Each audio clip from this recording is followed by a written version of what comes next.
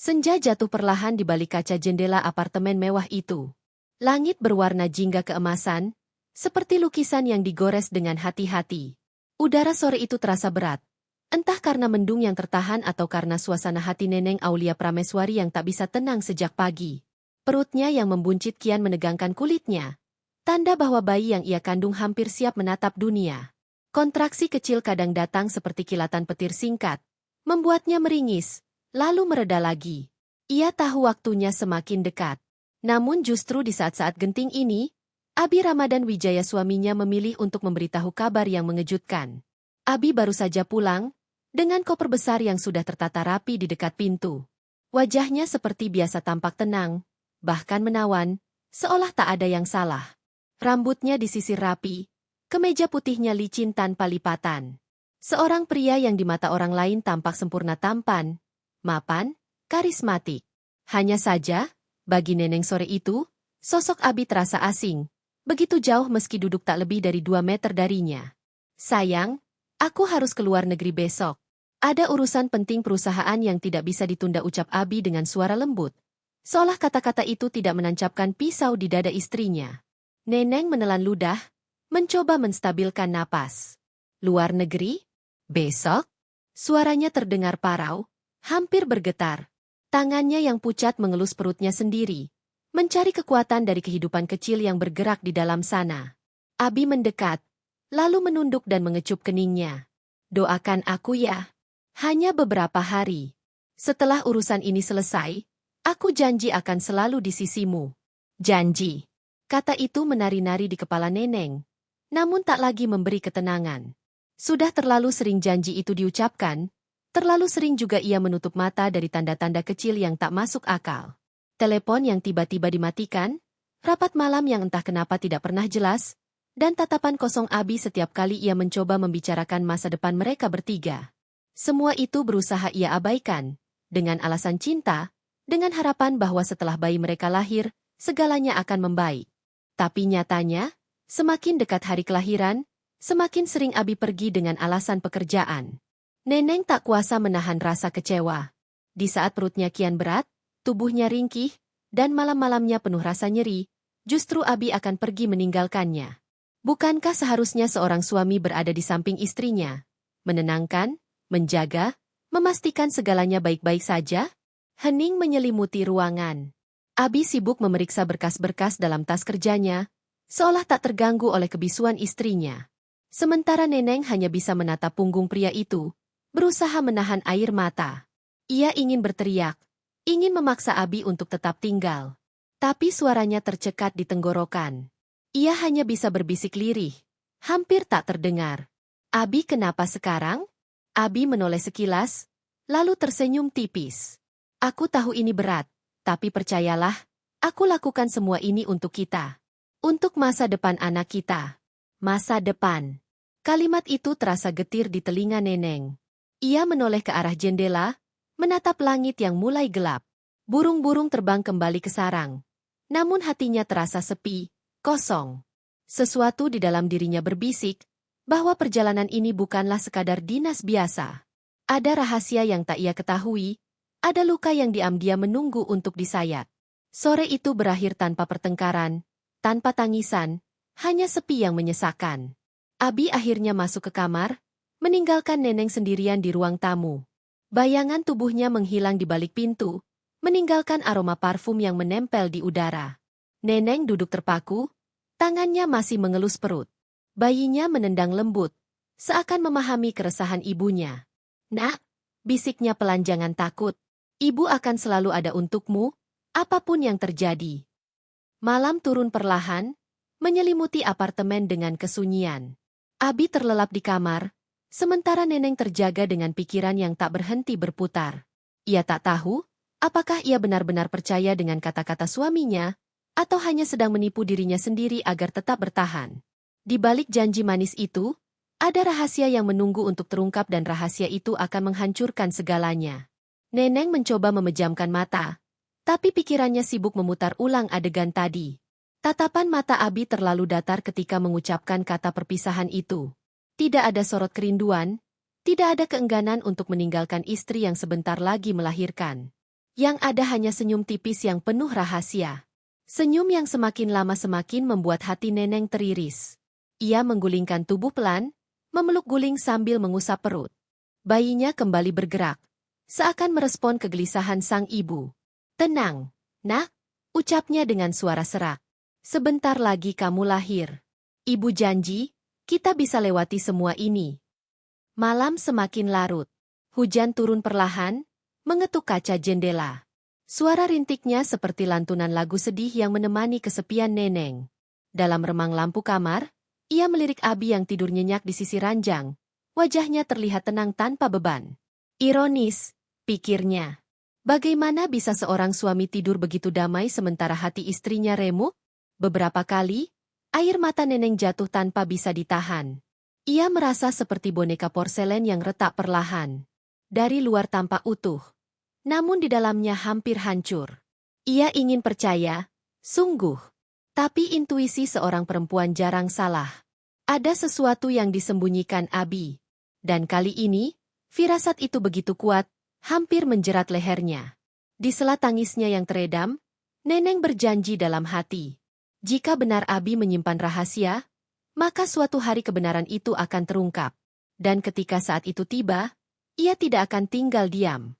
Ia akan berdiri, bukan lagi sebagai istri yang lemah, tapi sebagai perempuan yang harus melindungi dirinya dan anaknya. Pagi menjelang dengan langit kelabu. Abi bangun lebih awal, segera bersiap dengan jas abu-abu favoritnya. Aroma parfum segar memenuhi ruangan, membuat Neneng semakin mual bukan hanya karena kandungan, tapi karena jijik akan kepura-puraan yang ditampilkan pria itu. Dengan tenang, Abi merapikan dasi di depan cermin. Neneng duduk di ranjang, lemas, wajahnya pucat. Abi sempat menoleh, lalu mendekat dan mengecup keningnya sekali lagi. "Aku berangkat dulu, sayang. Jangan terlalu banyak pikiran. Percaya sama aku." Kata-kata itu meluncur seperti racun manis. Neneng hanya bisa tersenyum hambar, menahan kalimat yang ingin ia lontarkan. Ada begitu banyak pertanyaan, tapi ia memilih diam. Mungkin karena ia takut mendengar jawaban yang sebenarnya. Abi melangkah pergi dengan koper di tangan, meninggalkan jejak suara pintu yang menutup rapat. Sekejap setelah itu, apartemen menjadi sunyi. Neneng terduduk lama di tepi ranjang, matanya kosong menatap lantai. Ada bagian dalam dirinya yang ingin berlari mengejar Abi, memeluknya, memohon agar jangan pergi. Namun bagian lainnya tahu, percuma. Abi sudah memilih jalannya sendiri. Saat itu juga, kontraksi kecil kembali menyerang. Rasa sakit itu menusuk perutnya, membuatnya meringis sambil memegangi pinggiran ranjang. Ia menarik napas dalam-dalam, mencoba menenangkan diri. "Belum saatnya," bisiknya lirih. "Tolong, nak, jangan sekarang." Di balik rasa sakit itu, ada keteguhan yang mulai tumbuh dalam dirinya. Abi boleh saja pergi dengan rahasia yang disembunyikan, tapi ia Neneng akan tetap bertahan. Untuk anaknya, untuk dirinya sendiri. Matahari perlahan menembus awan kelabu, membawa secercah cahaya. Namun di hati Neneng, badai baru saja dimulai. Dan ia tahu, badai itu akan semakin menggila ketika kebenaran akhirnya muncul ke permukaan. Udara malam terasa lebih dingin dari biasanya. Hujan yang sempat turun sore tadi meninggalkan aroma tanah basah yang merembes melalui celah jendela apartemen. Neneng Aulia Prameswari terbaring di ranjang. Tubuhnya berguncang oleh rasa sakit yang datang tiba-tiba. Kontraksi itu bukan lagi kilatan singkat yang bisa ia abaikan. Kini rasa nyeri itu datang berulang, teratur, seperti ombak yang menghantam tanpa ampun. Nafasnya mulai memburu, dadanya naik turun dalam irama yang tidak tenang. Abi sudah pergi sejak pagi, meninggalkan rumah dengan alasan dinas ke luar negeri. Neneng ingat betul suara pintu yang menutup, langkah-langkah kaki yang menjauh, dan sunyi yang tertinggal setelahnya. Kini, di tengah kesepian itu, tubuhnya memberi tanda bahwa bayi dalam rahimnya siap menyapa dunia. Ironis, di saat ia membutuhkan Abi lebih dari siapapun, pria itu tidak ada di sisinya. Ia mencoba meraih ponsel di meja samping ranjang. Tangannya bergetar ketika menekan nomor ibunya. Suara berdering terdengar beberapa kali sebelum akhirnya diangkat. "Assalamualaikum, nak, ada apa?" Suara lembut sang ibu membuat air mata Neneng menetes tanpa bisa dicegah. "Ibu, sepertinya Waktunya sudah dekat. Ucap Neneng terputus-putus di sela rasa sakit yang menyerang. Tolong, antar aku ke rumah sakit. Panik langsung terdengar dari seberang. Ibunya bergegas berjanji akan segera datang. Neneng meletakkan ponsel, lalu meringkuk di ranjang sambil menggenggam perut. Keringat dingin mulai membasahi pelipisnya, padahal udara malam begitu dingin. Bayinya menendang pelan, membuat perasaan takut sekaligus haru bercampur jadi satu. Beberapa menit kemudian, suara ketukan pintu terdengar. Ibunya masuk dengan wajah cemas, ditemani adik laki-laki Neneng. Mereka segera membantu Neneng bangun. Rasa sakit itu membuat langkahnya berat, tapi ia berusaha tetap kuat. Di sepanjang jalan menuju mobil, ia menahan tangis. Bayangan Abi terus melintas di benaknya. Seharusnya ia yang mendampingi, bukan ibunya yang sudah renta atau adiknya yang kikuk karena panik. Perjalanan ke rumah sakit terasa begitu panjang. Lampu-lampu jalan terlihat buram di balik kaca mobil yang basah oleh sisa gerimis. Setiap kali kontraksi datang, Neneng menggenggam erat tangan ibunya sambil menahan rintihan. Ibunya berusaha menenangkan, membacakan doa-doa, sementara adiknya menyetir dengan kecepatan yang membuat jantung berdegup lebih cepat. Sesampainya di rumah sakit, perawat segera menyambut mereka. Neneng dibaringkan di atas kursi roda, lalu didorong ke ruang pemeriksaan. Aroma antiseptik langsung menusuk hidungnya, menambah rasa cemas yang sudah memuncak. Dokter jaga datang, memeriksa kondisinya dengan tenang, lalu mengangguk. Ibu, pembukaan masih awal, tapi kontraksinya sudah cukup kuat. Kita siapkan ruang bersalin. Mendengar itu, Neneng menutup mata sejenak. Hatinya bergetar hebat. Inilah momen yang selama ini ia nantikan sekaligus ia takutkan. Ia akan bertemu buah hatinya, tapi juga menghadapi kenyataan pahit. Abi tidak ada di sisinya. Ketika perawat mendorong tempat tidurnya menuju ruang bersalin, pandangannya terpaku pada sosok di koridor. Tubuhnya mendadak kaku, napasnya terhenti sepersekian detik. Di sana, hanya beberapa meter darinya, berdiri Abi Ramadan Wijaya. Namun bukan itu yang membuat darahnya seakan berhenti mengalir. Abi berdiri sambil menggenggam erat tangan seorang perempuan lain yang sedang kesakitan.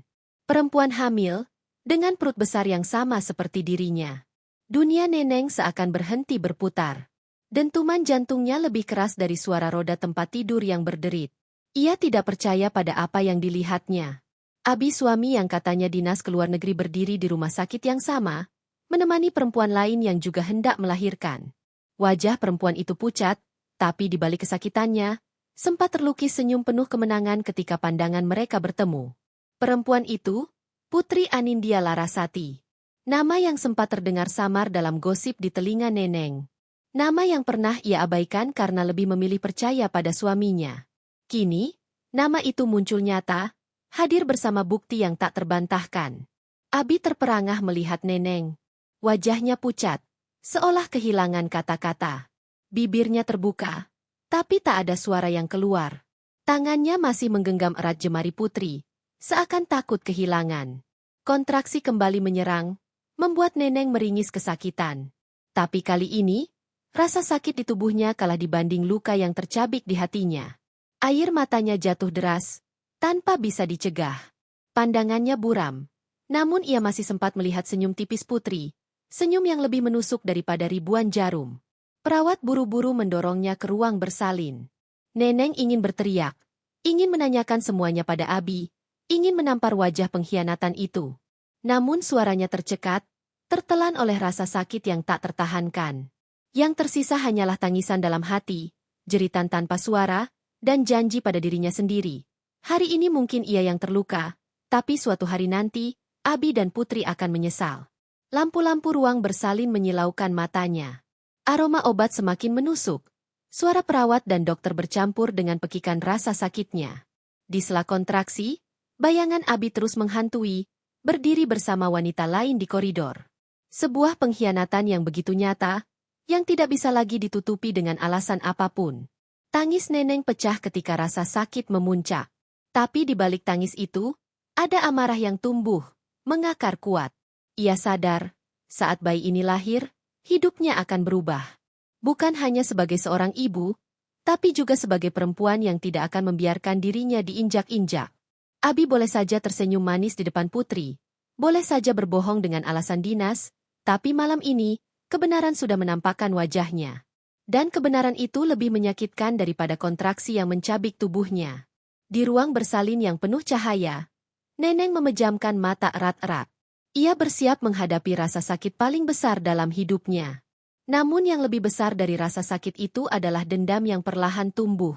Dendam yang akan ia simpan, hingga saatnya tiba untuk membalas. Koridor rumah sakit itu panjang dan dingin, diterangi cahaya lampu putih yang terlalu terang hingga membuat mata silau. Dindingnya berwarna pucat, dengan aroma antiseptik yang menusuk hidung. Bagi kebanyakan orang, tempat itu adalah ruang penantian antara harapan dan kecemasan. Namun bagi Neneng Aulia Prameswari, koridor itu berubah menjadi panggung pengkhianatan paling kejam yang pernah ia saksikan. Abi Ramadan Wijaya berdiri tak jauh di depannya. Wajahnya pucat pasi seperti orang yang baru tertangkap basah mencuri. Tangannya menggenggam erat jemari seorang perempuan lain yang tengah menahan sakit luar biasa. Perempuan itu, Putri Anindya Larasati, melirik ke arah Neneng dengan senyum samar yang membuat darah Neneng berdesir. Bukan karena cinta, melainkan karena amarah yang mendidih. Untuk sesaat, waktu seolah berhenti. Suara perawat yang berlarian, derit roda kursi pasien, bahkan detak jarum jam di dinding, semuanya lenyap. Yang terdengar hanyalah detak jantung Neneng sendiri yang menggebu-gebu, berdentum begitu keras hingga telinganya berdengung. Abi, suaranya keluar parau, terputus di tengah kontraksi yang mengguncang tubuhnya. Matanya tak bisa berpaling dari tangan suaminya yang masih erat menggenggam Putri. Itu bukan genggaman kasihan. Itu genggaman mesra, penuh keterikatan, seperti seorang lelaki yang menjaga wanita yang ia cintai. Abi tertegun, seperti patung yang kehilangan nyawanya. Ia membuka mulut, mencoba berbicara, tapi kata-kata seolah macet di tenggorokan. Putri justru lebih dulu angkat bicara. Meski suaranya bercampur rintihan sakit. Jadi ini, istrimu, Bi? Ucapnya dengan senyum miring. Pantas saja kau sering gugup setiap kali aku bertanya tentang keluargamu. Cantik juga ternyata, meski terlihat begitu rapuh. Kalimat itu menghantam Neneng lebih keras daripada kontraksi yang mencabik perutnya. Rapuh. Ya, mungkin ia tampak rapuh. Tapi Putri tak tahu api yang mulai berkobar di dadanya. Neneng ingin sekali menampar wajah perempuan itu, ingin berteriak di depan semua orang bahwa yang ia kandung adalah anak sah dari pernikahan suci, sementara Putri hanyalah bayangan kelam dari sebuah perselingkuhan. Namun lidahnya keluh, tubuhnya semakin lemah, dan perawat yang mendorong ranjangnya tak memberi kesempatan untuk berhenti. Bu, ayo kita percepat, pembukaannya sudah mulai aktif, ucap salah satu perawat. Mereka mendorong ranjang Neneng melewati Abi dan Putri. Saat itu, pandangan mereka bertemu pandangan seorang istri yang hancur dan seorang suami yang ketakutan. Tidak ada kata-kata, hanya tatapan yang bercerita lebih dari 1000 kalimat. Air mata Neneng jatuh tanpa bisa ia cegah. Rasa sakit tubuhnya bersatu dengan luka di hatinya, menciptakan badai yang mustahil diredam. Ia memalingkan wajah, tak sudi lagi melihat Abi. Sejak detik itu, ada sesuatu yang patah di dalam dirinya. Sebuah kepercayaan yang tak mungkin kembali utuh. Di ruang tunggu, setelah Neneng berlalu, Abi terduduk lemas di kursi panjang. Putri meremas tangannya dengan kuat, membuatnya kembali ke kenyataan. Bi, jangan diam saja. Aku sakit sekali, ucapnya lirih sambil meringis. Abi menoleh, mencoba fokus pada Putri, namun bayangan wajah Neneng terus menghantui benaknya. Wajah itu penuh luka. Penuh pertanyaan yang tidak akan pernah ia bisa jawab. Di dalam ruang bersalin, Neneng menggenggam erat tangan ibunya. Keringat bercucuran di wajahnya, tangisnya tertahan di tenggorokan. Setiap kali rasa sakit itu datang, ia teringat lagi pada pemandangan di koridor tadi. Abi, suaminya, berdiri untuk perempuan lain. Pengkhianatan itu lebih menyakitkan dari segala kontraksi. Tenang, nak, kuatkan dirimu. Fokus pada bayimu. Lupakan yang lain dulu, bisik ibunya, berusaha menenangkan. Tapi bagaimana bisa melupakan, jika luka itu masih basah, masih segar? Neneng menggertakkan gigi, mencoba mengalihkan pikirannya. Ia berjanji pada dirinya sendiri. Saat bayi ini lahir, ia tidak akan lagi membiarkan dirinya terikat oleh kebohongan. Abi boleh saja berkhianat, tapi ia akan membuktikan bahwa dirinya bisa berdiri tanpa pria itu. Sementara itu, di ruangan lain, Putri juga tengah berjuang melawan rasa sakit yang sama. Bedanya, ia ditemani oleh Abi, yang duduk di samping ranjangnya dengan wajah kusut. Tangannya bolak-balik menyeka keringat di dahi Putri, berusaha terlihat peduli. Namun dalam hatinya, ada rasa bersalah yang begitu besar. Ia ingin sekali berlari ke ruang bersalin Neneng. Ingin berada di sana untuk istrinya, tapi jemari Putri yang mencengkeram tak memberinya kesempatan. "Bi, janji sama aku," rintih Putri. "Kamu nggak akan ninggalin aku, kan?" Setelah semua ini, Abi hanya terdiam. Kata-kata itu menggema di kepalanya, bercampur dengan suara tangisan hati Neneng yang masih terngiang. Ia merasa terjebak dalam labirin kebohongan yang ia buat sendiri. Dan sekarang, setiap langkah yang ia ambil justru semakin menyeretnya ke dalam jurang. Di luar ruang bersalin, waktu berjalan lambat. Lampu indikator menyala merah, tanda proses kelahiran sedang berlangsung. Keluarga pasien mondar-mandir, menunggu dengan cemas. Abi duduk di kursi tunggu, kepalanya tertunduk, pikirannya kacau. Ia tidak tahu harus masuk kemana ke ruang bersalin Neneng, atau tetap menemani Putri. Kedua-duanya membawa darah dagingnya. Namun salah satunya adalah kebohongan besar yang kini terbuka di depan mata. Sementara itu, di dalam ruang bersalin Neneng, jeritan tertahan bercampur dengan suara dokter yang memberi instruksi.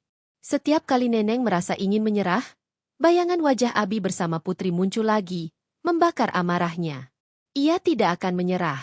Tidak sekarang. Bayinya harus lahir. Harus menjadi saksi kekuatannya. "Dorong, Bu Neneng, dorong perlahan. Ayo, sebentar lagi." Suara dokter memberi semangat. Neneng menggertakkan gigi, mengerahkan seluruh tenaga yang tersisa. Dalam hatinya ia berteriak, "Lihat aku, Abi. Lihat aku berjuang sendiri tanpa dirimu." Air matanya jatuh. Tapi bukan lagi air mata kelemahan. Itu adalah air mata tekad. Tekad untuk bertahan, tekad untuk membuktikan bahwa ia tidak butuh pria yang mengkhianati kepercayaannya. Bayinya lahir dengan tangisan nyaring, memenuhi ruang bersalin dengan suara kehidupan baru. Tangisan itu menjadi penawar luka sekaligus api yang semakin menyulut tekadnya. Neneng menatap bayi mungil itu dengan mata berkaca-kaca. "Nak, mulai hari ini, kau adalah alasan ibu untuk tetap kuat. Kita akan hadapi dunia bersama. Tanpa dia sekalipun." Tangis bayi itu seakan menjawab, mengisi kekosongan di hatinya dengan harapan baru. Namun jauh di dalam sana, luka itu tetap ada, membara, menunggu saat untuk berubah menjadi kekuatan yang akan menghancurkan semua kebohongan yang pernah dibuat Abi. Rumah sakit itu kembali hening setelah malam yang penuh jeritan dan tangisan. Namun di balik ketenangan semu, badai sedang menunggu untuk meledak. Neneng Aulia Prameswari berbaring di ranjang ruang perawatan. Wajahnya pucat namun matanya tajam, seolah ada api yang menyala di sana. Di sampingnya, bayi mungilnya tertidur pulas dalam inkubator kecil. Napasnya teratur, menjadi satu-satunya alasan Neneng bertahan di tengah kepahitan. Abi Ramadan Wijaya belum berani masuk ruangan istrinya. Sejak pertemuan di koridor semalam, ia tahu segalanya tak akan pernah sama lagi. Diam-diam ia berdiri di balik pintu, mengintip lewat kaca kecil, melihat Neneng menatap bayinya dengan kasih sayang. Ada rasa iri sekaligus bersalah. Iri karena ia merasa kehilangan tempat di hati Neneng. Bersalah karena semua kebohongan yang kini tak bisa lagi ditutupi. Putri Anindya Larasati berada di ruangan berbeda. Beberapa pintu dari tempat Neneng dirawat. Bayinya lahir lebih dulu, sehat, dan kini tidur di pelukan ibunya. Putri merasa menang, meski tubuhnya masih lemah. Baginya, kehadiran Abi di sampingnya selama proses melahirkan adalah bukti cinta yang ia nanti. Ia tak peduli pada istri sah Abi, karena menurutnya cinta lebih kuat dari ikatan hukum. Namun, dunia tidak sesederhana itu. Pagi itu, dokter datang memeriksa kondisi Neneng. Ibu kuat sekali. Meski prosesnya berat, ibu berhasil melalui semuanya. Bayi ibu sehat, tidak ada masalah berarti, ucap dokter sambil tersenyum. Neneng hanya mengangguk, bibirnya keluh. Hatinya bergetar, tapi bukan karena ucapan dokter, melainkan karena bayangan wajah Abi yang ia tahu masih berkeliaran di rumah sakit ini. Setelah dokter pergi, ibunya, Bu Sumarni, duduk di samping ranjang. "Nak, kamu harus banyak istirahat. Jangan pikirkan yang lain dulu. Fokus sama bayimu," katanya lembut. Neneng menatap ibunya lama, sebelum akhirnya berbisik lirih. Bu, aku lihat dengan mataku sendiri. Abi ada di sini, dengan perempuan lain. Mereka juga menunggu kelahiran. Air matanya mengalir deras. Suaranya penuh kepedihan. Bu, kenapa harus aku yang diperlakukan seperti ini? Bu Sumarni menarik napas panjang, menahan amarah yang meletup di dadanya. Ia sudah lama curiga pada menantunya itu, namun tak ingin melukai hati anaknya tanpa bukti. Kini, bukti itu tak bisa dibantah. Nak, kalau benar begitu, kamu harus kuat. Jangan sampai kelemahanmu membuat mereka menang. Ingat, sekarang kamu punya anak yang harus kamu lindungi. Ucapan ibunya menusuk hati Neneng, menyadarkannya. Ia menghapus air mata dengan punggung tangan. Aku nggak akan diam, Bu. Aku akan pastikan Abi menyesal telah menghancurkan keluarganya sendiri. Di luar, Abi akhirnya memberanikan diri masuk. Suasana kamar langsung menegang begitu ia melangkah. Neneng menoleh, tatapannya dingin. Tidak ada lagi kehangatan yang dulu selalu ia berikan. Abi mencoba tersenyum, namun senyum itu tampak dipaksakan. Neng, aku. Jangan panggil aku begitu, potong Neneng tajam. Suaranya pelan tapi menusuk, lebih menyakitkan dari teriakan. Aku nggak butuh penjelasanmu. Semua sudah jelas dengan mataku sendiri. Abi menunduk, hatinya mencelos. Aku minta maaf. Aku nggak pernah bermaksud menyakitimu. Semua ini apa? Kecelakaan? Salah paham? Atau kau mau bilang kau terpaksa menemani dia melahirkan? Jangan bodohi aku lagi, Bi. Air mata kembali mengalir. Tapi kali ini bukan karena kelemahan. Itu adalah air mata kemarahan. Aku ini istrimu. Istri sah yang sedang melahirkan anakmu. Sementara kau ada di ruangan lain, menggenggam tangan perempuan itu. Abi terdiam. Kata-kata Neneng menghantamnya tanpa ampun. Ia ingin menjelaskan, tapi apa yang bisa ia katakan? Bahwa Putri hanyalah pelarian? Bahwa ia tak pernah berniat meninggalkan Neneng? Semua alasan itu terdengar murahan di kepalanya sendiri. Neneng memalingkan wajah, menatap bayinya. Mulai sekarang, jangan pernah kau pikir aku akan jadi istri yang sama seperti dulu. Kau sudah merobek semua kepercayaan itu dengan tanganmu sendiri. Abi mendekat, tapi Bu Sumarni berdiri, menghadang. Cukup, Bi. Anakku baru saja melahirkan, jangan kau tambahkan sakitnya lagi. Pergi. Biarkan dia tenang. Abi terdiam. Ada rasa malu dan hampa di dadanya. Ia akhirnya melangkah keluar, meninggalkan kamar itu dengan bahu yang merosot. Namun ia tahu, badai yang lebih besar akan segera datang. Di ruangannya sendiri, Putri menunggu kabar. Saat Abi masuk dengan wajah muram, ia langsung tahu apa yang terjadi. Dia tahu, kan? Tanyanya dengan nada hampir puas. Abi hanya mengangguk lemah. Putri tersenyum samar, lalu meraih tangannya. Bagus. Sekarang semuanya jelas. Kau tidak perlu lagi hidup dalam bayangan. Pilih aku, Bei. Aku yang ada di sisimu saat kau butuh. Abi menarik tangannya perlahan. Jangan bicara seolah-olah semuanya sesederhana itu. Kamu nggak tahu apa yang sudah aku hancurkan. Putri menatapnya dengan tatapan penuh ambisi. Kalau kau menyesal, itu karena kau terlalu takut kehilangan kenyamanan. Neneng memang istrimu, tapi akulah yang benar-benar mencintaimu. Ingat itu. Ucapan Putri menambah beban di kepala Abi.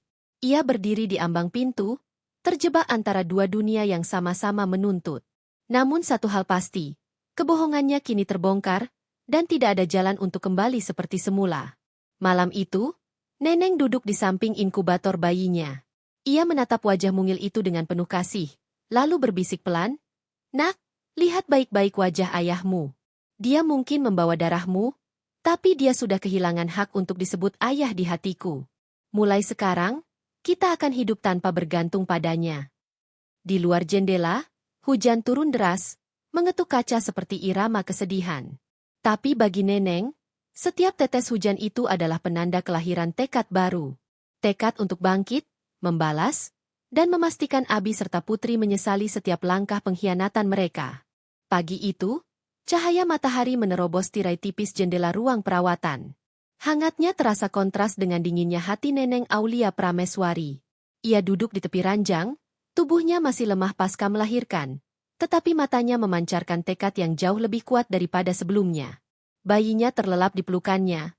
Wajah mungil itu begitu damai, seakan tak tahu badai yang mengelilingi hidup ibunya. Semalaman Neneng tak bisa tidur. Bayangan Abi menggenggam tangan putri terus berulang di kepalanya. Seperti film yang diputar tanpa henti.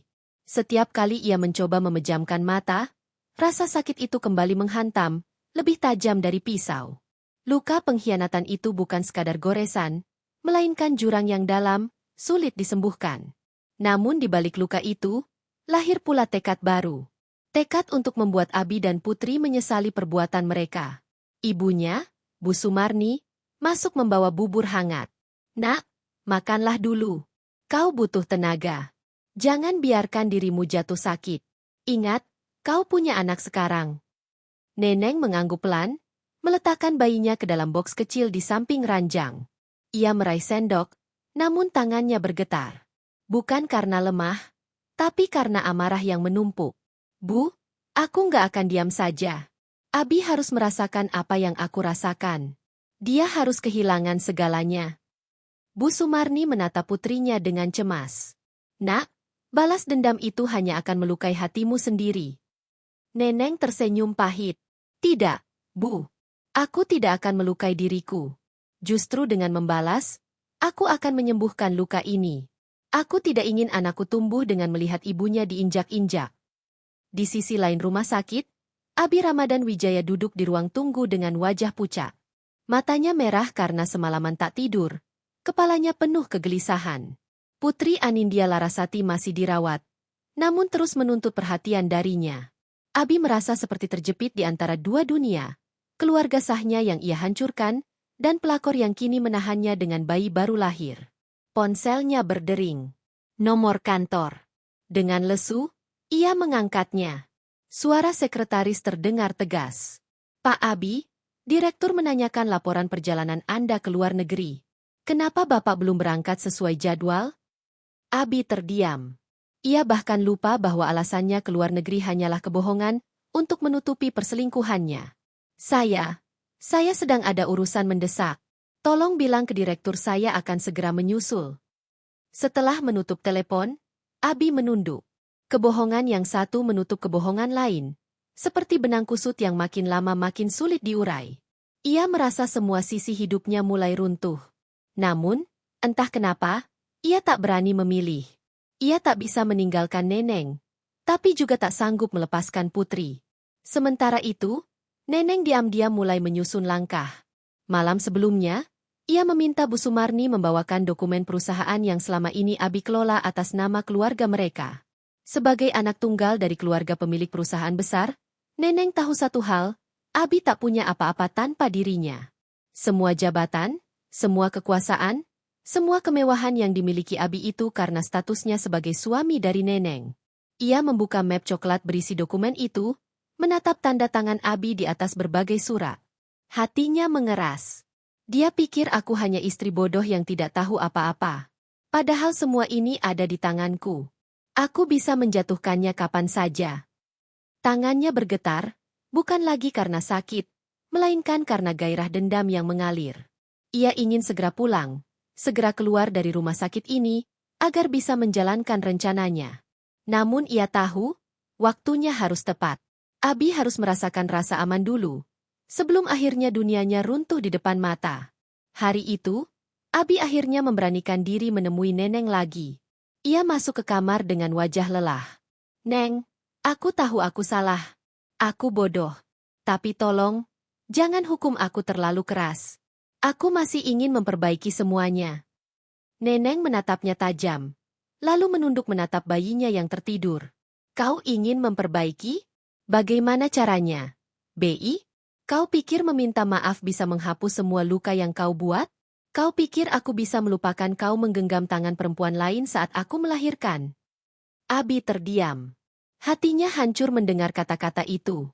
Ia mencoba mendekat, tapi Neneng mengangkat tangan, menahannya. "Jangan sentuh aku. Kau sudah kotor dengan pengkhianatanmu. Abi hanya bisa menunduk. Aku mohon, beri aku kesempatan. Neneng tersenyum dingin. Kesempatan? Baik. Aku akan memberimu kesempatan. Tapi bukan kesempatan untuk memperbaiki, melainkan kesempatan untuk merasakan sakit yang sama seperti yang kau beri padaku. Abi menatapnya dengan wajah bingung. Maksudmu apa? Neneng tidak menjawab. Ia hanya menatap Abi lama, sebelum akhirnya memalingkan wajah. Dalam hatinya, ia sudah bertekad. Abi akan kehilangan segalanya jabatan, kehormatan, bahkan kebahagiaan yang ia pikir bisa ia dapat dari putri. Dan Neneng akan memastikan setiap langkah Abi menuju kehancuran terjadi di depan matanya. Malam turun lagi. Hujan mengguyur kota, menambah kelam suasana rumah sakit. Neneng duduk di dekat jendela, menatap kilat yang sesekali membelah langit. Tangannya mengelus bayi mungilnya dengan lembut. Nak, lihat baik-baik. Kau akan menjadi saksi saat ibumu menegakkan keadilan. Bukan dengan air mata, tapi dengan kekuatan. Di luar, Abi berdiri sendirian di lorong. Pikirannya kacau, hatinya hancur.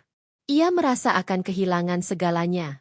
Yang tidak ia tahu, kehilangan itu memang sudah menunggunya karena Neneng sudah memutuskan untuk menyalakan api balas dendam yang akan membakar habis seluruh hidupnya. Malam sudah lewat jauh ketika Neneng Aulia Prameswari terjaga, duduk bersandar di ranjang perawatan dengan mata tajam menatap gelap di luar jendela. Bayinya tertidur pulas di boks kecil, tenang, tidak terpengaruh oleh badai emosi yang bergejolak dalam hati ibunya. Hujan turun pelan, menimbulkan suara berisik di atap rumah sakit, seolah ikut menyertai gejolak yang sedang membara dalam diri Neneng. Sejak hari pertama melihat pengkhianatan Abi dengan mata kepalanya, luka di hatinya tidak pernah berhenti perih. Namun luka itu tidak lagi membuatnya rapuh. Justru dari luka itu, lahirlah api-api balas dendam yang terus menyala dan menguat. Neneng sadar, air mata tidak akan pernah membuat Abi dan Putri menyesal.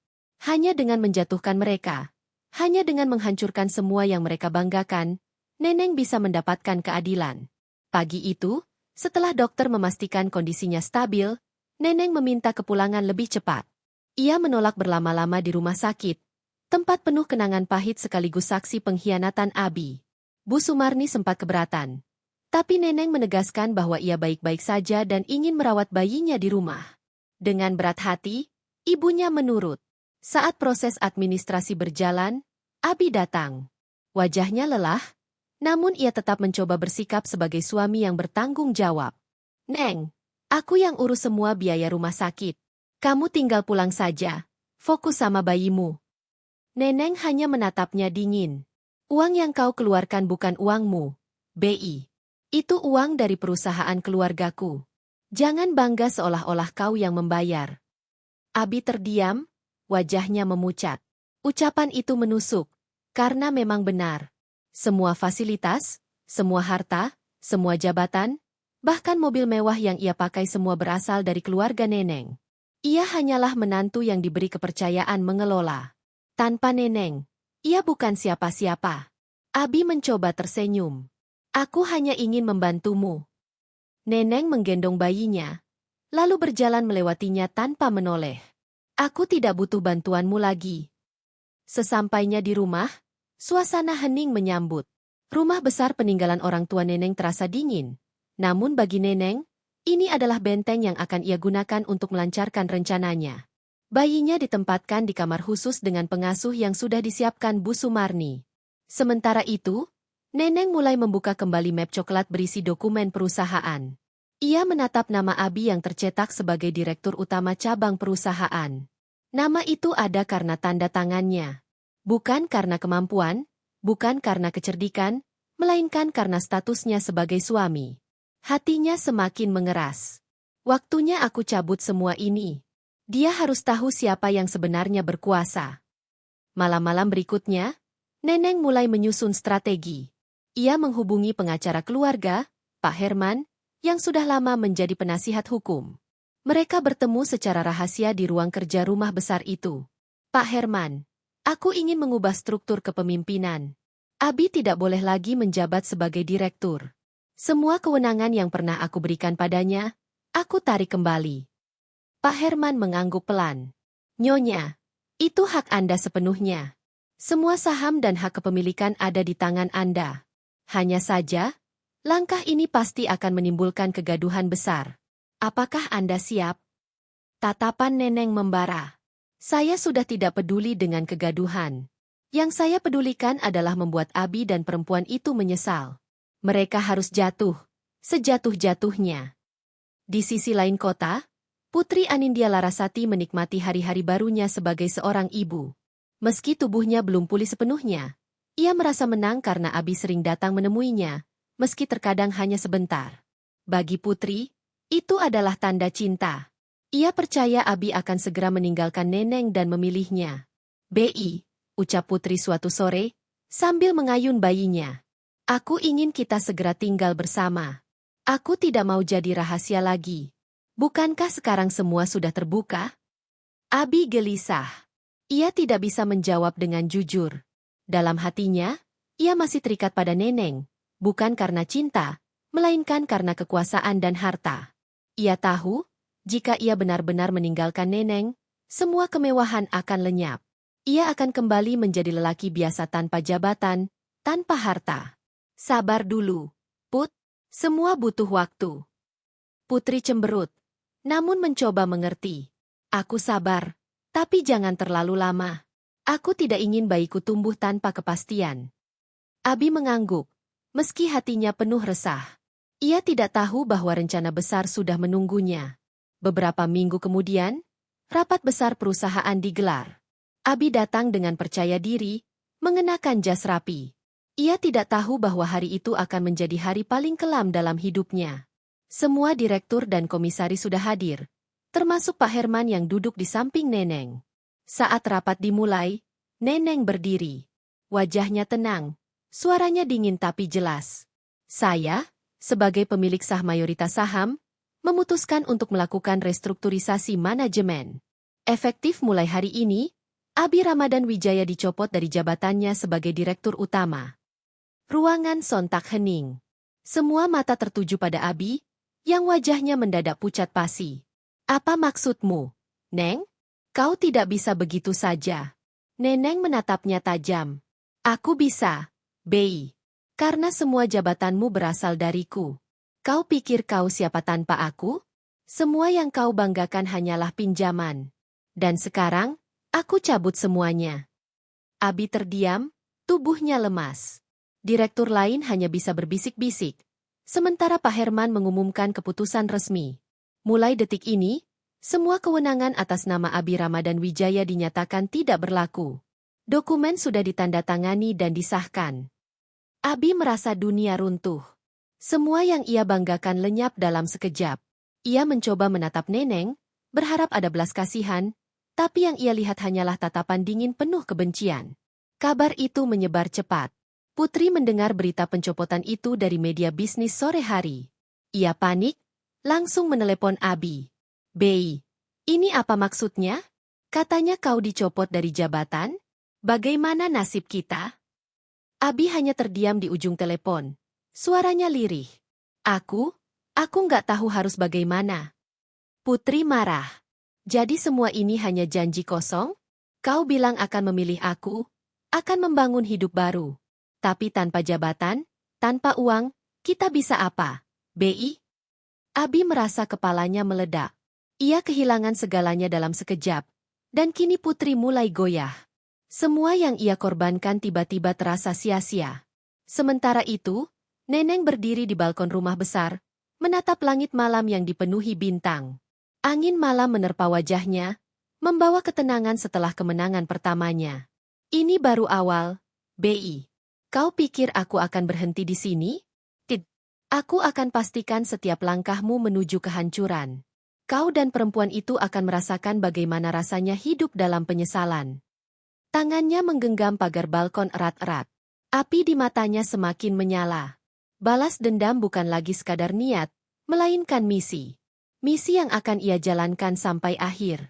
Dan di dalam rumah itu, bayi mungilnya menangis pelan, seakan ikut menyemangati ibunya untuk terus maju di jalan penuh bara yang sudah ia pilih.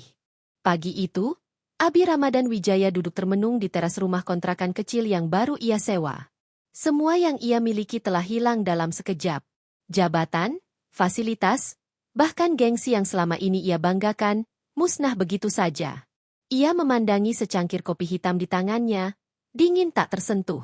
Wajahnya kusut, matanya sembab, pikirannya kalut. Suara motor lewat di jalan kecil depan kontrakan itu terasa asing. Begitu kontras dengan kemewahan yang dulu setiap hari ia nikmati. Putri Anindya Larasati, yang selama ini menjadi sumber semangat sekaligus masalah, berjalan mondar-mandir di ruang sempit kontrakan. Bayinya menangis kencang, sementara Putri sendiri tidak berhenti mengeluh. "Bi, aku nggak bisa hidup begini. Aku terbiasa dengan fasilitas. Aku terbiasa dengan kenyamanan. Kau janji, Bi, kau janji akan berikan semua itu untukku." Abi menatapnya dengan lelah. "Aku sudah berusaha, Put. Tapi semua yang aku miliki diambil Neneng. Aku nggak punya apa-apa lagi.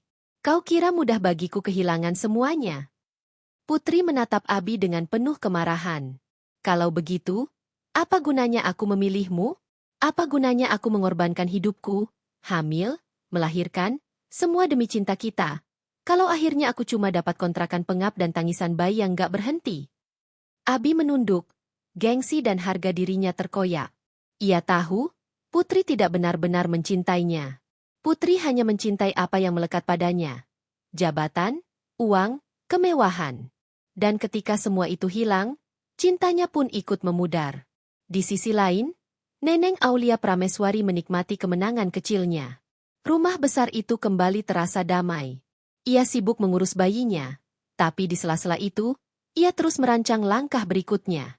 Bagi Neneng, mencopot jabatan Abi hanyalah permulaan. Balas dendam sejati baru akan dimulai saat Abi dan Putri benar-benar merasakan hidup dalam keterpurukan. Bu Sumarni, ibunya, sempat mengingatkan. "Neng, jangan terlalu keras. Abi tetap ayah dari anakmu." Neneng menoleh dengan tatapan tegas. "Justru karena dia ayah dari anakku, aku tidak bisa biarkan dia hidup seenaknya. Aku ingin anakku tahu, pengkhianatan harus dibayar. Abi harus belajar dari penderitaannya sendiri." Hari-hari berikutnya, Abi semakin terjepit. Ia mencoba mencari pekerjaan baru, namun namanya sudah tercoreng. Berita tentang pencopotannya menyebar luas, membuat reputasinya hancur. Perusahaan besar enggan menerima, dan perusahaan kecil tidak mampu menggaji sesuai ekspektasinya.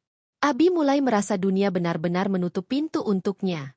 Sementara itu, Putri semakin tidak sabar. Ia sering meledak, bahkan membentak Abi di depan bayinya. "Aku nggak mau hidup susah. Bi, kalau kau nggak bisa berikan aku kenyamanan, lebih baik aku pergi." Abi terdiam, hatinya semakin remuk. Ia mulai menyadari bahwa semua yang ia perjuangkan selama ini hanyalah fata morgana. Cinta yang ia kira abadi ternyata rapuh. Putri bukanlah penyelamat, melainkan belenggu baru yang menyeretnya semakin dalam. Suatu malam, hujan deras turun. Abi duduk termenung di ruang tamu kontrakan, lampu redup, bayinya menangis tanpa henti. Putri duduk di sudut, wajahnya masam, tidak peduli. Abi memejamkan mata, mencoba mengingat kembali masa-masa ketika ia masih dihormati, masih dipandang sebagai lelaki sukses. Kini, semua itu tinggal kenangan. Tiba-tiba, Putri bersuara dingin. "Aku mau pulang ke rumah orang tuaku. Aku nggak bisa lagi di sini. Aku butuh istirahat. Kau urus saja bayimu." Abi tersentak. "Bayiku? Dia anak kita berdua, Put." Putri berdiri, mengambil tas kecil. "Anakmu. Kau yang mau dia lahir. Kau yang tanggung jawab. Aku nggak pernah siap untuk semua ini. Kalau kau masih punya harga diri, jangan cegah aku." Abi bangkit, mencoba menahan Putri. Tapi Putri menepis tangannya dengan kasar. "Lepaskan aku, Bi. Aku sudah cukup menderita." Pintu kontrakan tertutup keras. Abi berdiri terpaku, tubuhnya gemetar. Bayinya menangis semakin keras, seolah ikut merasakan penderitaan ayahnya.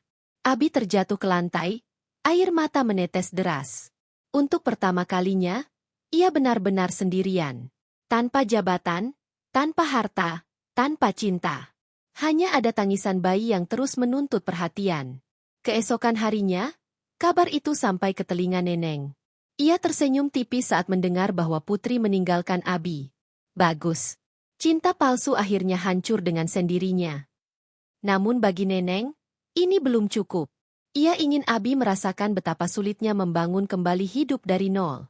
Ia ingin Abi merasakan rasa sakit yang sama, bahkan lebih parah, daripada yang ia rasakan ketika dikhianati.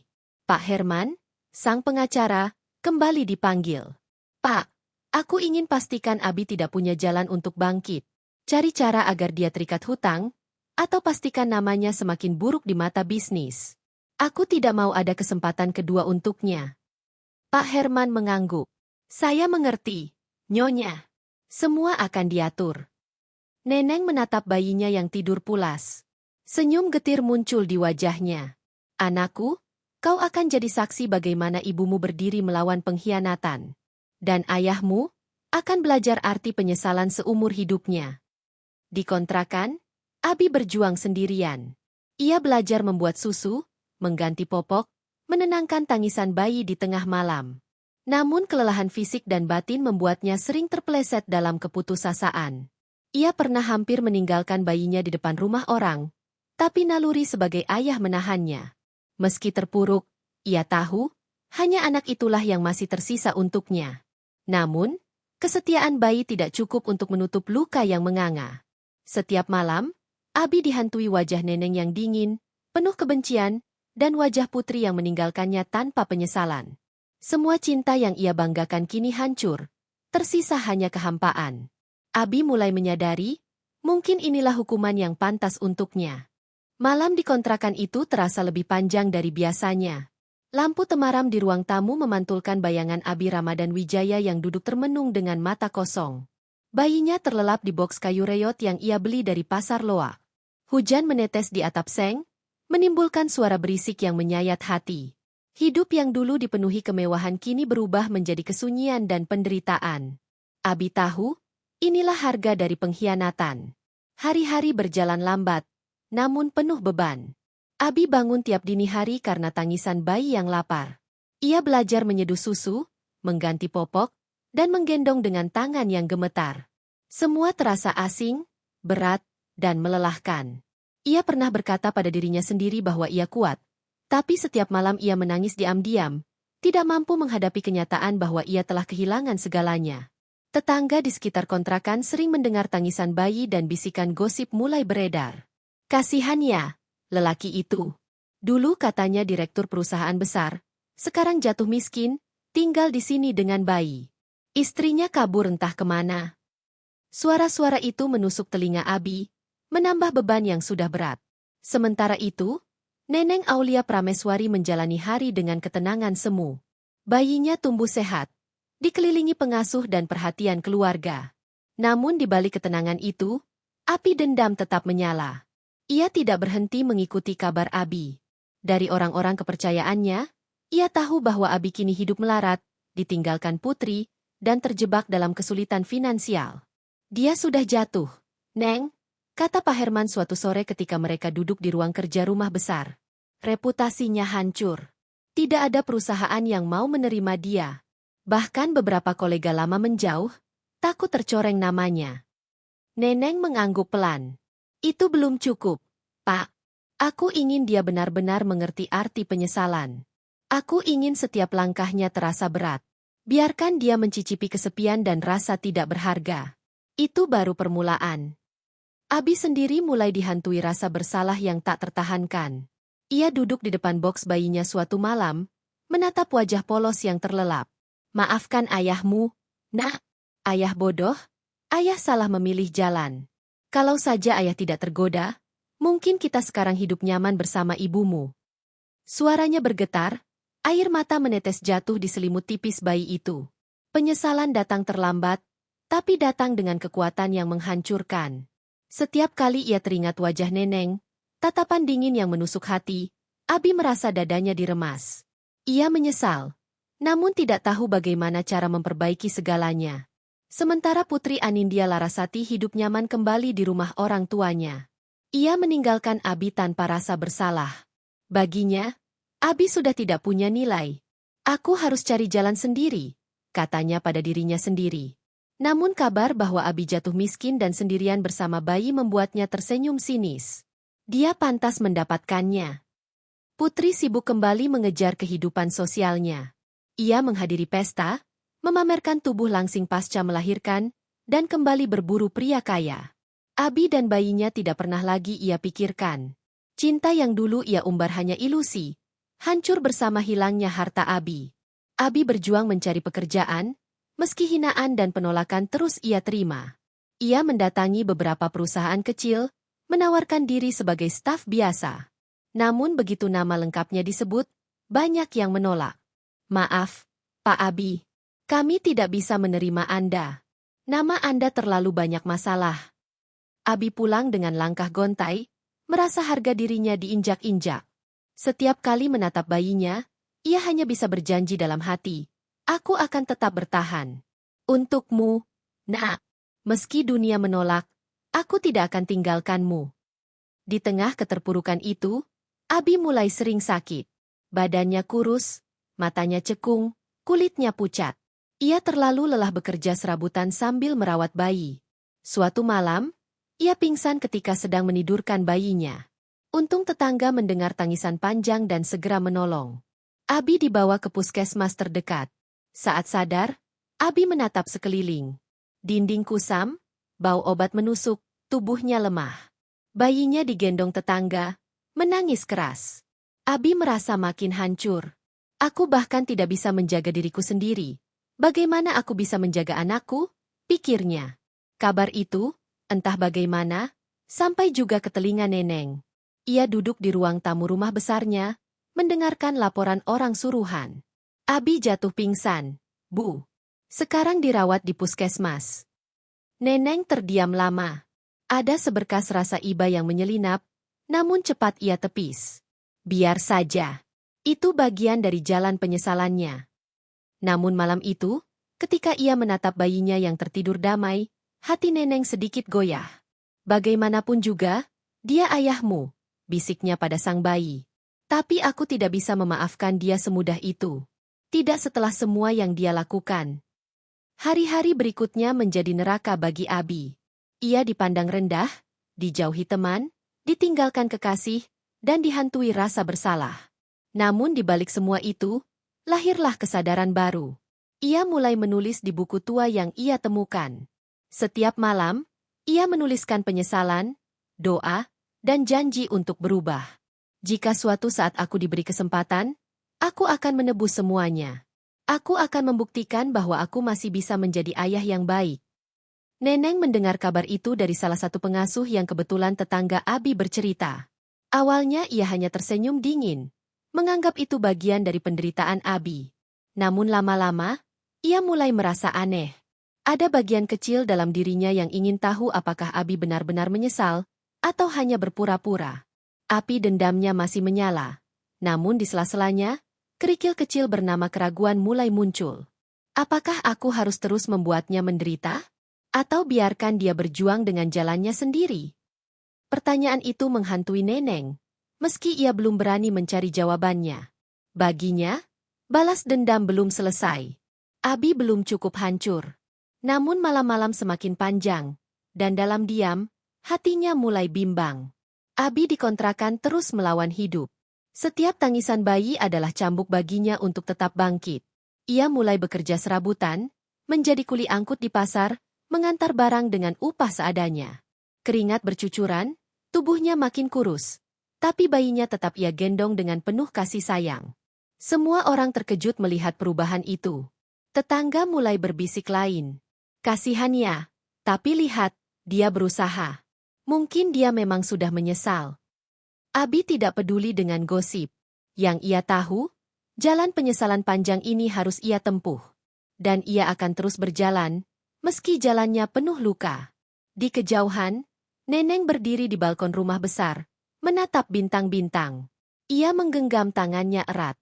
Api dendam masih menyala, tapi di baliknya, ada bayangan lain yang mengganggu. Abi, apakah kau benar-benar menyesal? Atau ini hanya permulaan dari balas dendam yang lebih besar? Pertanyaan itu membuat hatinya gelisah.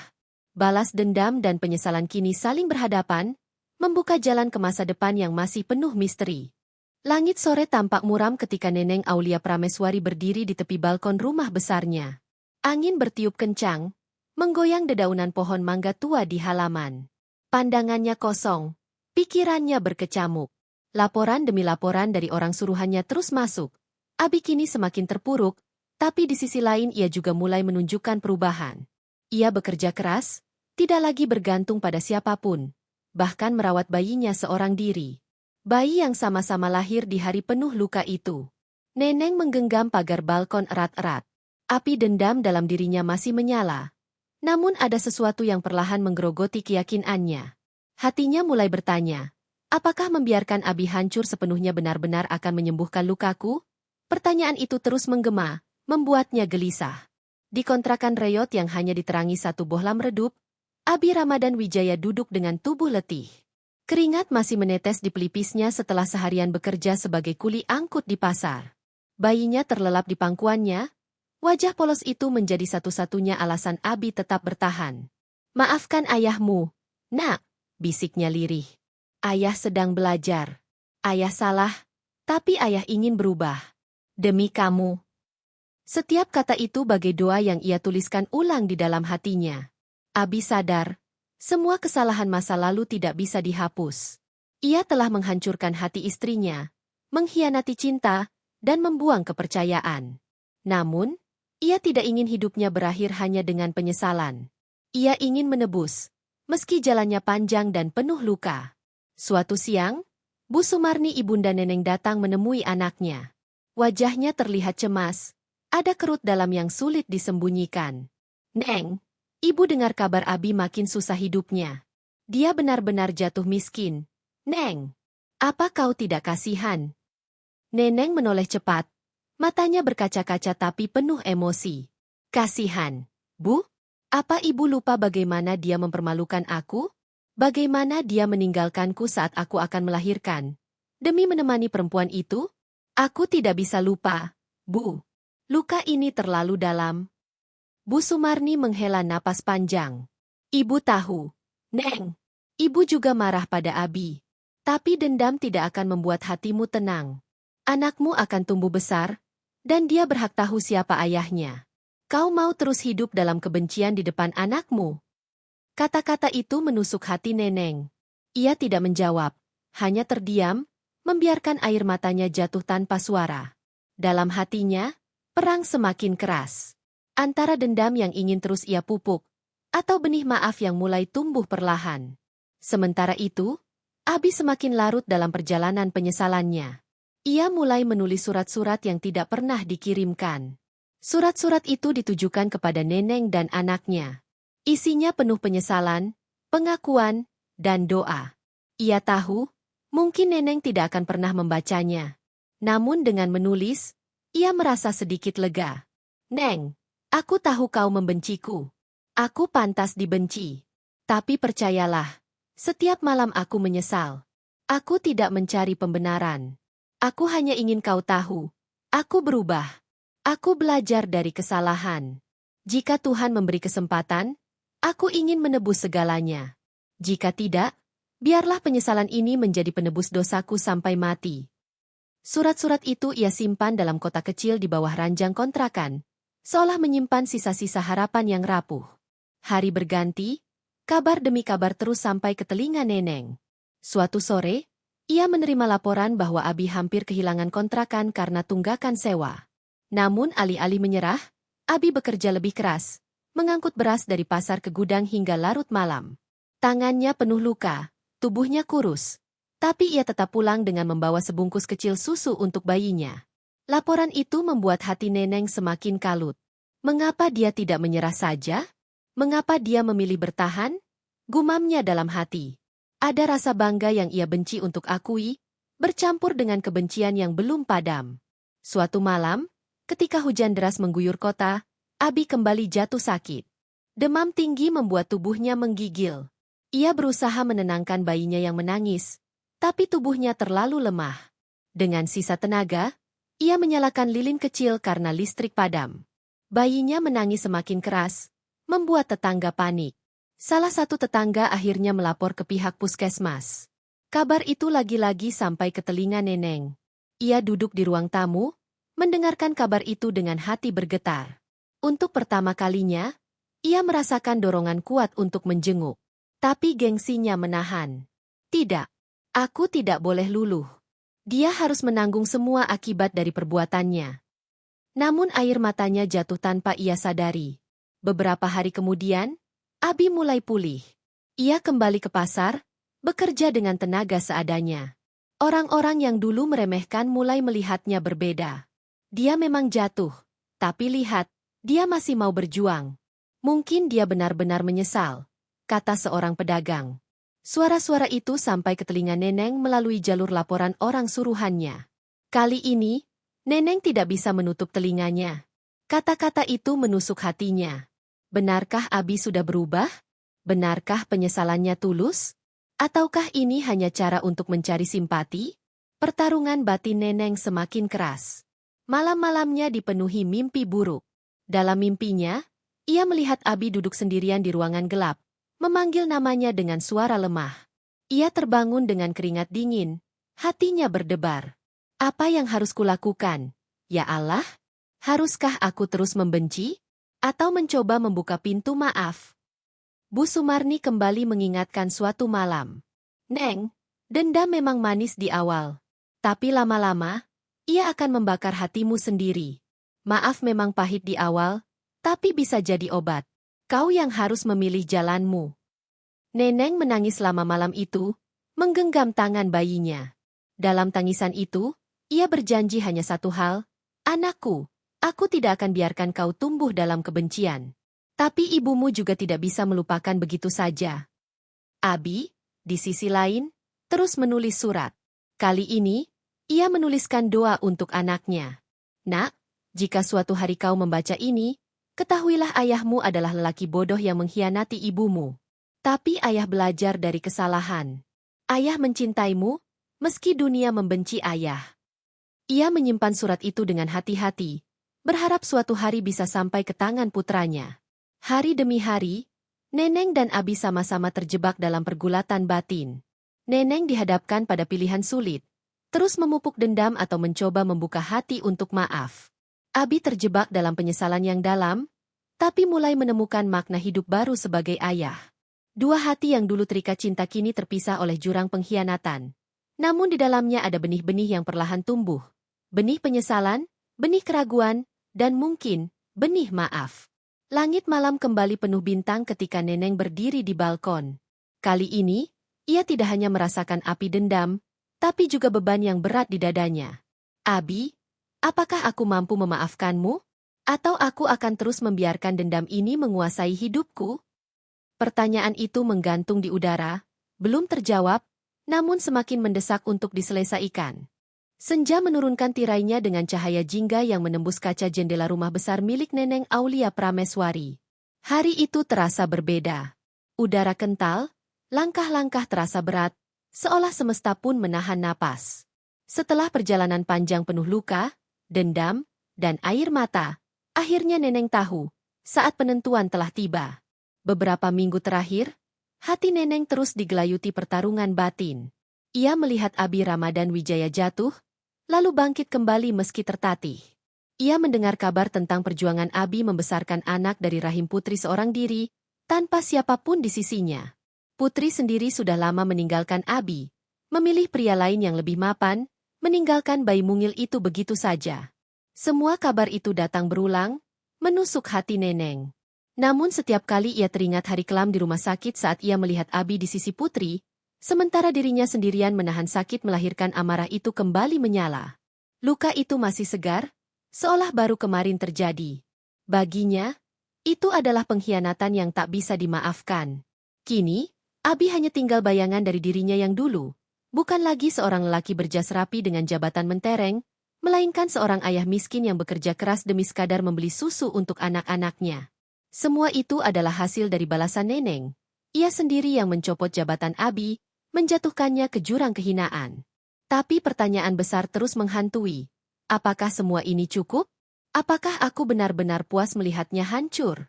Suatu malam, Ketika langit bergemuruh oleh hujan deras, Abi berdiri di depan pagar rumah besar Neneng.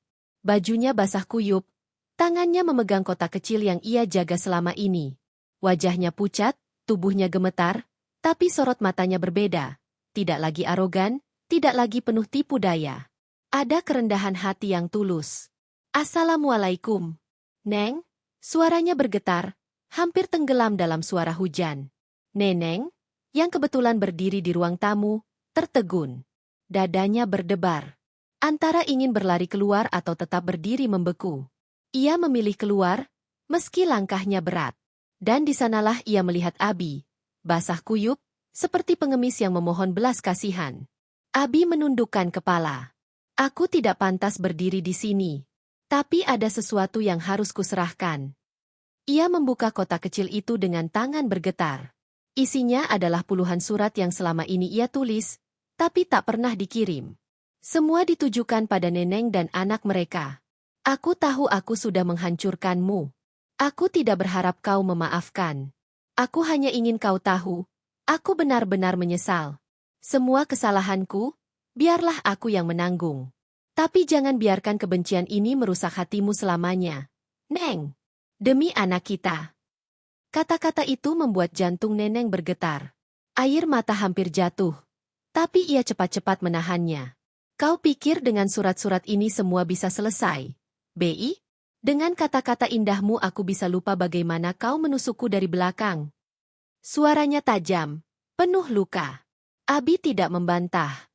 Ia hanya menunduk, membiarkan hujan terus mengguyur. "Tidak, Neng. Aku tidak ingin kau lupa. Aku hanya ingin kau tahu. Aku berubah. Jikapun kau benci aku sampai mati, aku rela. Tapi tolong, jangan wariskan kebencian itu pada anak kita. Biarlah aku yang menanggung semuanya." Neneng tidak menjawab. Ia hanya mengambil kotak itu, lalu berbalik masuk. Abi masih berdiri lama di bawah hujan, hingga tubuhnya benar-benar lemah. Tetangga yang lewat akhirnya menolongnya, membawanya pulang ke kontrakan. Malam itu, Neneng duduk di kamarnya, membuka satu persatu surat. Tangannya gemetar, matanya basah. Setiap kata yang ditulis Abi terasa menusuk, penuh penyesalan. Ia menangis lama, tapi tidak tahu apakah tangisan itu lahir dari luka atau dari sesuatu yang lebih dalam. Keesokan harinya, sebuah kabar mengejutkan datang. Abi pingsan di pasar saat mengangkut beras. Tubuhnya yang lemah tidak mampu menahan beban. Ia segera dilarikan ke rumah sakit yang sama, tempat luka lama Neneng bermula. Neneng gemetar mendengar kabar itu. Ada suara dalam dirinya yang berkata, "Biarkan saja. Biar dia merasakan akibatnya." Tapi ada juga suara lain yang memohon, "Pergilah. Kau harus melihatnya." Ini kesempatan terakhir. Dengan langkah ragu, Neneng pergi ke rumah sakit. Begitu sampai, bayangan masa lalu langsung menyeruak. Koridor panjang, bau antiseptik, suara-suara suster. Semua mengingatkannya pada hari kelam itu. Dan di salah satu ruangan, ia melihat Abi terbaring lemah, dengan infus di tangan. Abi membuka mata perlahan, dan tatapannya langsung jatuh pada Neneng. Ada cahaya haru di sana. "Neng, kau datang." Air mata Neneng jatuh tanpa bisa ditahan. Ia berdiri kaku, tidak tahu harus berkata apa. Abi tersenyum lemah. "Aku bahagia, bisa melihatmu sekali lagi. Jika ini akhirku, aku rela. Aku hanya ingin kau tahu, aku mencintaimu. Aku mencintai anak kita. Maafkan aku, Neng." Tangisan pecah dari bibir Neneng. Semua pertahanan runtuh. Ia merasakan perih, marah, cinta, dan benci bercampur jadi satu. "Kenapa, Bi? Kenapa kau baru begini setelah semuanya hancur?" Abi menghela napas berat. "Karena aku bodoh. Aku buta. Dan aku baru sadar ketika semuanya sudah terlambat. Tapi meski terlambat, aku ingin mati sebagai lelaki yang jujur pada perasaannya. Aku menyesal, Neng. Aku sungguh menyesal." Ruangan itu dipenuhi keheningan. Hanya suara monitor detak jantung yang terdengar. Neneng duduk di samping ranjang, menggenggam tangan Abi dengan air mata tak henti. Dalam hatinya, perang terakhir terjadi. Dendam yang ia pelihara bertahun-tahun melawan bisikan maaf yang mengetuk pintu. Detik demi detik berlalu. Monitor jantung berbunyi stabil, lalu sesekali melambat. Neneng panik. "Bi, jangan pergi." Aku belum menjawab. Aku belum memutuskan apakah aku bisa memaafkanmu atau tidak. Jangan tinggalkan aku dengan pertanyaan ini. Abi menatapnya sekali lagi, mata penuh haru. Kau tidak perlu memutuskan sekarang. Cukup? Jangan benci dirimu sendiri karena membenciku. Itu saja yang kupinta. Senyumnya mengembang samar, lalu matanya terpejam lagi, tubuhnya semakin lemah. Dokter dan perawat bergegas masuk. Neneng terlempar keluar ruangan, hanya bisa menangis histeris di koridor yang pernah menjadi saksi luka lamanya. Suara mesin, langkah kaki cepat, dan panggilan darurat memenuhi udara. Neneng jatuh berlutut, memeluk dirinya sendiri. Di antara kekacauan itu, satu hal menggema di kepalanya. Apakah aku akan terus hidup dalam dendam? Atau aku akan belajar memaafkan, meski luka ini takkan pernah hilang? Malam itu, hujan kembali turun deras di luar rumah sakit. Neneng berdiri di jendela, memandang lampu-lampu kota yang buram. Hatinya penuh tanya, penuh luka, penuh kebingungan. Ia tahu, apapun keputusan yang ia ambil setelah ini, akan menentukan hidupnya, dan hidup anaknya, selamanya. Dan di balik pintu kamar rumah sakit, mesin monitor terus berbunyi, menandai sebuah pertarungan terakhir, hidup atau mati. Cinta atau dendam. Maaf atau kebencian. Fajar merekah dengan sinar lembut, menyapu langit yang baru saja diguyur hujan semalaman. Rumah sakit masih sunyi, hanya terdengar langkah-langkah suster yang terburu, suara roda troli, dan gemerisik tirai kamar pasien. Di ruang perawatan itu, takdir menuliskan bab terakhir untuk kisah yang penuh luka. Abi Ramadan Wijaya perlahan membuka mata. Tubuhnya lemah, tapi masih bernyawa. Monitor di samping ranjang berdetak stabil, tanda bahwa hidup memilih untuk bertahan. Di kursi sebelahnya, Neneng Aulia Prameswari tertidur dengan kepala bersandar di ranjang. Tangannya masih menggenggam erat tangan Abi. Matanya sembab, wajahnya letih, tapi ada ketenangan yang baru. Saat Abi menggerakkan jemari lemah, Neneng terbangun. Pandangan mereka bertemu. Tidak ada kata-kata, hanya air mata yang berbicara. Untuk pertama kalinya setelah sekian lama, mereka saling menatap tanpa tembok kebencian yang tinggi. Ada luka, ada trauma, tapi juga ada sisa cinta yang enggan padam. Hari-hari berikutnya, Abi perlahan pulih. Tubuhnya belum kuat, tapi ia berusaha bangkit. Neneng masih menjaga jarak, hatinya belum sepenuhnya bisa percaya. Namun langkah kecil itu sudah dimulai. Ia menengok Abi, menanyakan keadaan, bahkan sesekali membantu memberi makan bayi kecil yang selalu menangis mencari ayahnya. Di sela-sela itu, Abi kembali menunduk dengan rendah hati. Aku tidak berharap kau menerimaku lagi, Neng. Aku tahu luka ini tidak akan hilang. Tapi izinkan aku menjadi ayah bagi anak kita. Biarlah cintamu padaku hilang, tapi jangan putuskan tali itu antara aku dan anak kita. Neneng terdiam lama. Air matanya jatuh pelan.